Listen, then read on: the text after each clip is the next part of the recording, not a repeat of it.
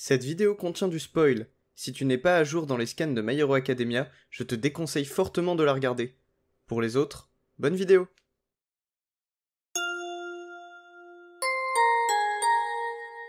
Bonjour à tous, c'est Saliste, et on se retrouve aujourd'hui pour la review du chapitre 306 de My Hero Academia, un chapitre qui a l'air de conclure quelque chose, que ce soit un arc ou toute une période du manga. En tout cas, ce qui est sûr, c'est que à la fin de ce chapitre, My Hero Academia a l'air de prendre un tournant drastique vers une nouvelle direction, encore une fois, quelque chose de plus sévère, de plus adulte, éventuellement. Nous verrons tout ça lors de la review, et nous essaierons de conclure lors de l'analyse sur ce qu'il va se passer dans la suite de My Hero Academia. Sur ce, générique.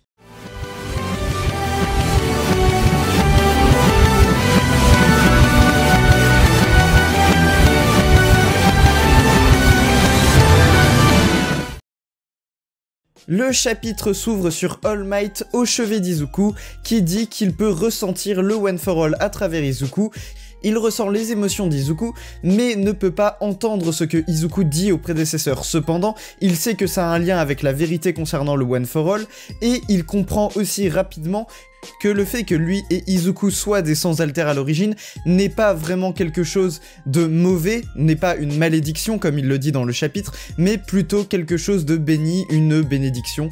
Donc l'inverse de la malédiction pour le coup. Au même moment, Best Jeanist et Hawks toquent à la porte d'All Might, il va leur ouvrir et bien évidemment, Hawks démarre tout de suite la conversation en parlant du One for All. Il demande quand même juste avant à All Might comment va-t-il, mais embraye directement en demandant si il continue de surveiller Midoriya ou si il a fini et si c'est le bon moment pour discuter.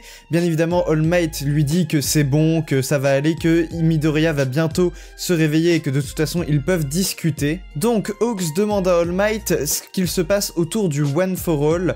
Il dit que l'existence du One for All a été révélée à certains héros qui faisaient partie de la bataille contre Shigaraki la dernière fois et contre les Nomu.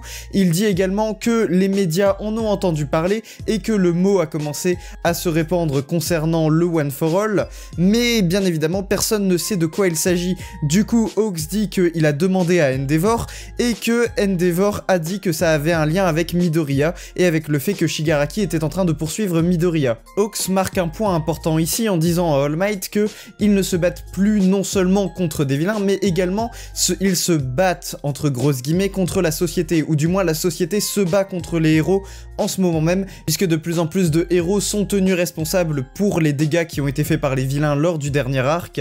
Donc All Might, après une courte réflexion et un léger flashback sur le passé où il dit à Izuku qu'il ne faut absolument pas révéler ce secret parce que ça pourrait créer la panique à travers toute la société, en vient à la conclusion que de toute façon la société est déjà actuellement en panique et que donc ça n'a plus vraiment d'importance de garder le secret, surtout si c'est pour le dire à ses amis héros qui vont probablement garder le secret de toute façon.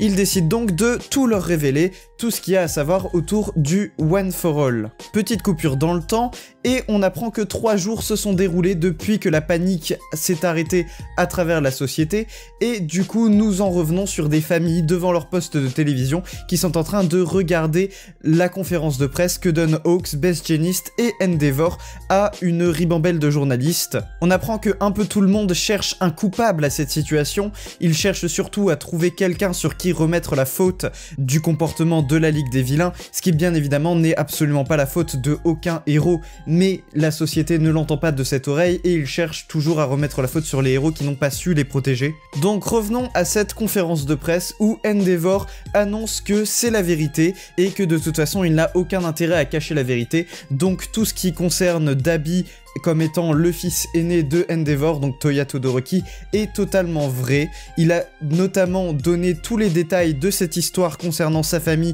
à l'agence de presse, comme nous le dit la voix off lors du chapitre. Bien évidemment, cela retentit comme une bombe à travers la société. On peut voir plusieurs familles en train de regarder en live du coup cette conférence de presse. On a plusieurs réactions différentes. Cela ne manque pas d'énerver les journalistes qui, du coup, se jettent sur l'occasion pour dire que ça ne peut pas être vrai puisque les allégations concernant Hawks et Best Jeanist n'étaient pas vraies. Donc pourquoi ce que Dabi a dit concernant le fait qu'il était un Todoroki serait vrai? Hawks prend donc la parole pour expliquer la situation aux différents journalistes. Il explique donc qu'il a fait en sorte que la mort de Best Jeanist soit faussée, que ce soit une fausse mort qui soit organisée, afin que lui-même puisse rentrer dans la Ligue des Vilains et avoir un rôle d'espion au sein de la Ligue des Vilains pour gagner un maximum d'informations. Hawks ajoute que les informations concernant son passé et son père comme étant un criminel sont vraies, et il s'excuse d'avoir caché cette information, et il explique aussi concernant la mort de Twice qu'il n'a pas eu d'autre choix que de se jeter sur Twice et de le tuer puisqu'il ne voyait pas d'autre solution concernant son alter de multiplication qui aurait pu causer des dégâts encore plus sévères à la société.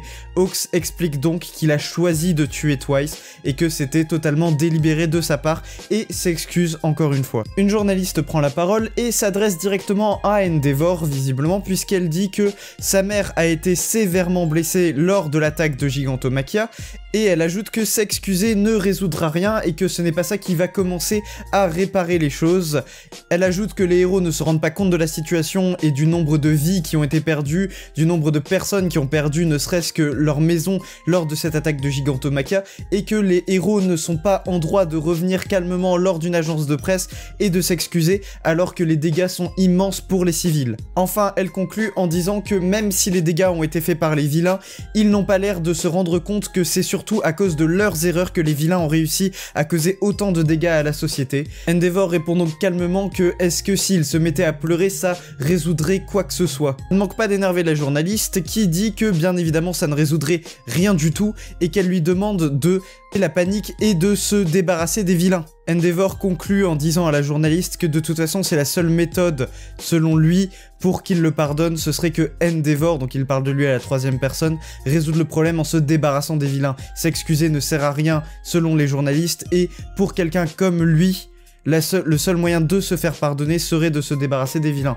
Beth Jennings prend donc la parole juste après Endeavor pour dire qu'ils ont, du coup, avec le gouvernement, mis en place un nouveau plan pour protéger la société, dû notamment au manque de héros qui sont de moins en moins nombreux étant donné que beaucoup d'entre eux, comme on l'a vu par le passé, ont décidé de démissionner. Beaucoup sont décédés lors des attaques des vilains, donc il y a de moins en moins de héros de toute façon pour protéger les civils.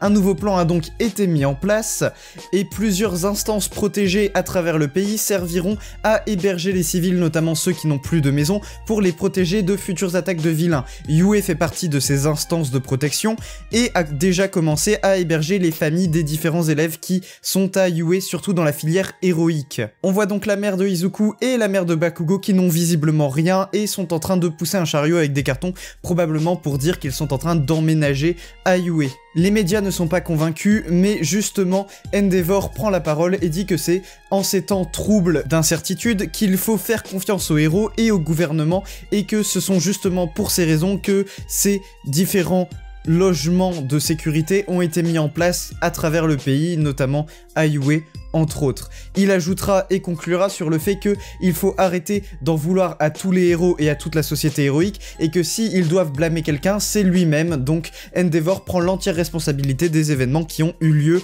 dans l'arc précédent. Il finira en reprenant les mêmes mots qu'il avait dit juste avant cet arc, il demande à la société de le regarder. La voix off reprend et on peut voir dans le fond certains héros comme Wash, Mirko, Mantlady ou encore Eraserhead et un dernier que je n'arrive pas vraiment à identifier, mais certains disent qu'il s'agit de Lock-Lock, donc on va partir du principe que c'est Lock-Lock.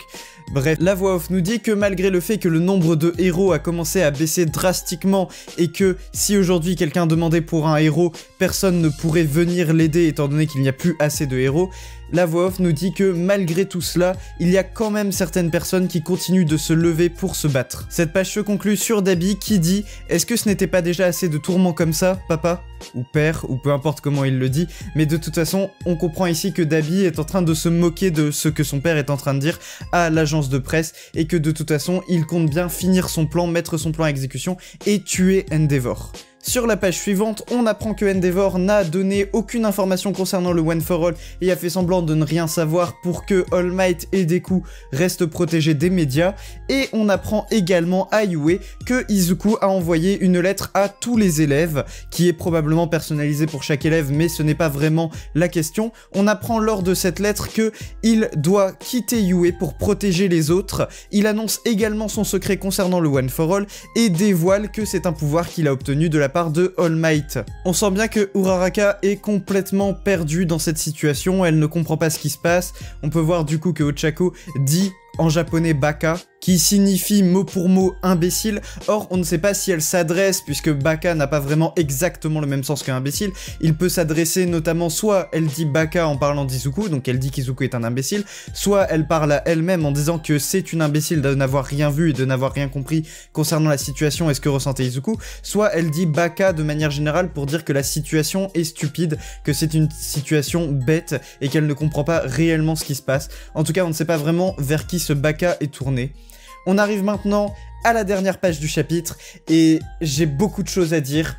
On est sur cette page donc qui contient le titre du chapitre, puisque le titre du chapitre ne nous est annoncé qu'à la fin, donc à la dernière page, qui en anglais est The Beginning of the End, donc qui signifie du coup en français le début de la fin. On apprend également qu'on est en avril, donc pour vous resituer un peu chronologiquement les événements, c'est à peu près quelques semaines après qu'il soit sorti de l'hôpital, puisque les événements se situaient en mars concernant l'arc de Shigaraki contre les héros. Du coup, en avril, c'est juste quelques semaines après être sorti de l'hôpital. On apprend également lors de cette dernière case de ce chapitre 306 que Izuku quitte Yue et il conclut en disant « A big villain's attacking », un énorme vilain nous attaque. Ici, big n'a pas un sens de grand physiquement, mais un sens de grand en tant que imposant, un vilain qui est puissant, qui est très fort. Du coup, c'est pour ça qu'il dit a big villain's attacking.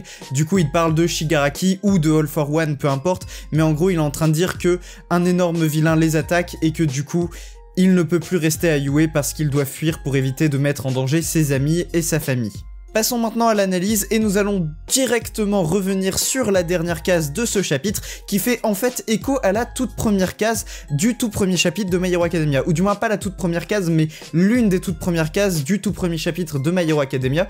Il y a un énorme parallèle entre ces deux cases là, puisque sur cette case du coup il est écrit The Beginning of the End, du coup qui sert de titre au chapitre 306. Si on revient sur le tout premier chapitre du coup de My Hero Academia, il est marqué ainsi, donc en français il est marqué « Ainsi commence l'histoire d'un garçon rêveur dans un monde fait de rêves ».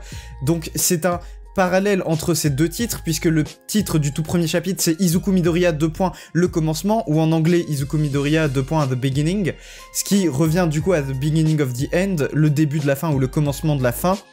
Et dans cette case en question que vous pouvez voir à l'écran, Izuku dit « Ce méchant est immense » ou si on change légèrement la traduction qui a été faite ici, c'est un immense méchant. On peut revenir du coup à ce que Izuku dit lors de la dernière case du chapitre 306, « A big villain's attacking » qui pourrait être traduit par un immense méchant nous attaque ou un grand méchant nous attaque. Il y a ici un parallèle dans le premier chapitre, Izuku parle de la taille du vilain. Dans ce chapitre-là, Izuku nous parle de la puissance du vilain en question qui est du coup Shigaraki ou All for One, on sait pas trop de qui il parle, mais en tout cas il parle d'un vilain, d'un immense vilain, d'un vilain très puissant. Ce chapitre du coup nous marque un tournant drastique dans My Hero Academia. Izuku garde son costume complètement défoncé et n'a pas décidé de le refaire. Il ne possède pas ses gants qui lui permettent de faire des jets d'air, donc qui lui permettent des attaques à distance. Il n'a pas ces gants là, il a ses gants classiques de son premier costume. Il a également la cape de Gran Torino sur lui et elle est complètement déchirée, tout comme son costume. On peut voir qu'il est parti avec un sac à dos qui doit contenir quelques-unes de ses affaires. Il possède néanmoins ses bottes, donc contrairement à ses gants qu'il n'a pas du coup les gants d'Airflow, puisque à mon avis ils ont été détruits et il n'a pas eu le temps de les refaire, donc il a repris ses anciens gants. Par contre il a quand même gardé, elles qui n'ont pas été détruites, ses bottes qui lui permettent du coup d'utiliser son Shuto style. On voit dans le regard d'Izuku qu'il a pris en maturité et que c'est de plus en plus difficile pour lui de garder cette condition de héros, ce secret autour du One for All, et c'est pour ça également qu'il a décidé de le révéler à toute la classe 1A. Une chose que l'on n'a pas vue et qui m'intéresse fortement, c'est la réaction de Bakugo. On n'a pas eu la réaction de Bakugo par rapport à la lettre d'Izuku, donc je me demande vraiment comment il va réagir, et est-ce que, comme on a vu, Izuku a fait des lettres personnalisées, et c'est pas juste contenté de faire des photocopies de la même lettre, est-ce qu'il a pas dit quelque chose de particulier à Bakugo qui inviterait du coup Bakugo à rejoindre Izuku avec la position à laquelle il se rend, puisque je ne vois pas, personnellement en tout cas, Izuku partir vraiment seul À mon avis, il doit être soutenu par quelqu'un et je pense que la meilleure personne pour remplir ce rôle tout en étant quelqu'un qui ne se met pas en danger inutilement, c'est Bakugo. On aurait pu penser que ça pourrait être All Might, mais All Might étant redevenu un civil et n'ayant plus de toute façon la moindre force pour se battre, ce serait se mettre en danger inutilement. Si Izuku s'en va, c'est aussi pour protéger All Might également, qui est maintenant redevenu un civil. Cependant, Bakugo est probablement la personne la plus adaptée à suivre Izuku dans ce voyage, cette espèce de road trip où Izuku s'éloigne le plus possible de Yue et de sa famille pour essayer de continuer probablement son entraînement ailleurs. Je ne sais pas où est-ce qu'Izuku va se rendre, mais il y a cette théorie de partir dans un autre pays. Pourquoi Izuku ne partirait pas aux États-Unis ou un autre pays, n'importe lequel, mais il a peut-être invité Bakugo à le rejoindre en lui donnant la position à laquelle il allait se rendre pour que du coup Bakugo rejoigne Izuku. Puis je ne vois pas de toute façon Bakugo ne pas essayer de retrouver Izuku, donc on verra dans les prochains chapitres ce que ça donne. Autre information, ou du moins non-information que nous n'avons pas eu du coup, une info qu'on n'a pas eu, c'est concernant les deux premiers, enfin non, plutôt le deuxième et le troisième possesseur du One for All. On avait conclu le chapitre précédent avec ces deux possesseurs-là qui devaient donner des informations à Izuku. Or, on n'a eu aucune info, nous, on ne sait pas quels sont les alters de ces deux possesseurs, on sait toujours pas la tronche qu'ils ont, donc vraiment c'est du mystère, il y a que Izuku qui est au courant de ça pour l'instant, donc on verra ce que ça donne si on a les informations dans les prochains chapitre, mais j'en doute.